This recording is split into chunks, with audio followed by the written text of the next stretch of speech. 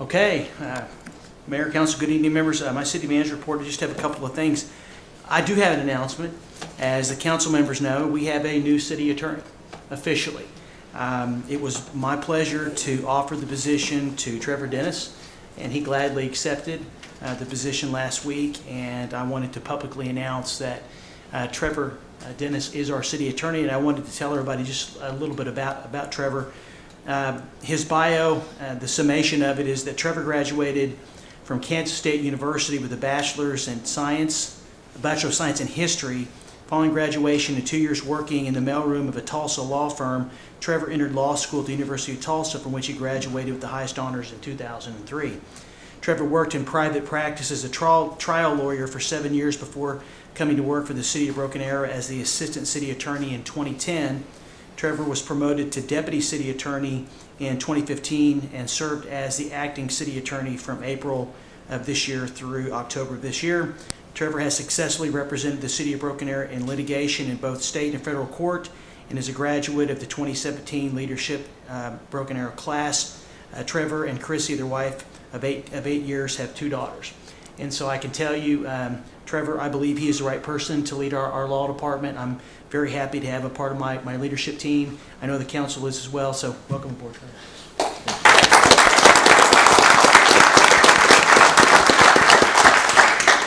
Next, I just want to let the council know that I believe at the end of this month, the 3rd edition of the Thrive newsletter, financial newsletter, is on the drawing boards and should be out to every household in the community. And I wanted to make sure that the one page that we had regarding the taxation, about making sure that both Union and Bixby was something we all heard about last year, that's going to be emphasized to make sure that all 3 of our school districts.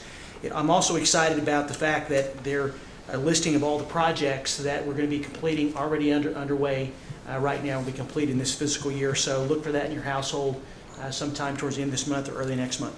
The next item is, I'm very excited about this as well, even though I won't be able to attend them, unfortunately, is the pilot program open houses are going to be on the 13th and 14th of November, respectively, for both of the pilot programs that the City Council, in your capacity as the authority, said we are moving forward with.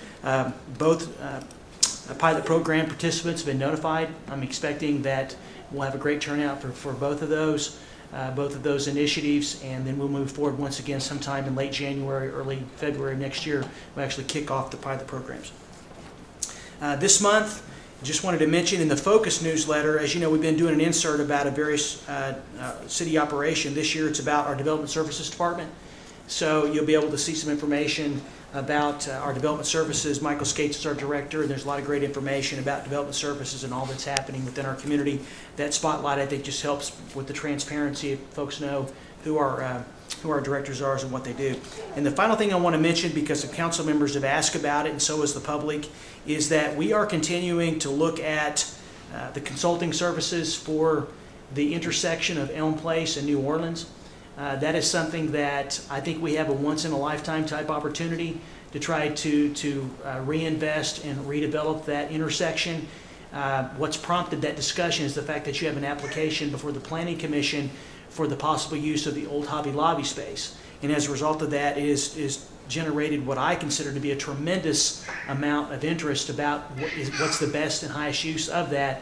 And I think the council's decision to look at getting a consultant was an outstanding idea, and I think it's, in the long term, it really comes down to the city has money available to do a public-private partnership, which the council knows when you put the public dollars and the private dollars together, you know what you get? You get the Rose District. Yeah. Okay? The challenge that I believe we have, and I want to state it publicly, is I believe the city's doing its due diligence. We don't own one piece of property on any of those corners, and we can't bring one business to this community. We're dependent upon the private sector. And it's going to take the private sector to be able to make this work. And so this month, staff members led by our Economic Development Manager are going to be visiting with the council members to get you update individually on the study. And then we're going to be reaching out to the owners again to find out what needs to happen in order for them to be able to make the investments. Because we can have the best plan that there is, and we can commit $2 to $3 million for intersection improvements, relocating the utilities underground, many other things. However, if they're not willing to make the investments in their properties, it's going to be extremely difficult for the city to be able to actually complete this revitalization of the intersection. So we continue those discussions. Norm Stevens is going to lead those discussions with everyone. And then finally is that I've given Russell Gale, he'll be acting he's assistant city manager, will be acting as acting city manager for the next 3 weeks. I've given him direction along with Norm Stevens to begin the negotiations for a new contract with the Economic Development Corporation.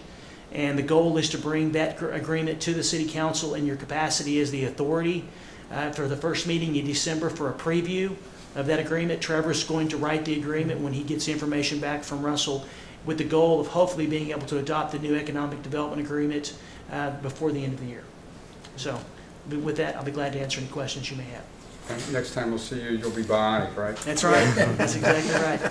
I'll need a note to pass through the metal detector.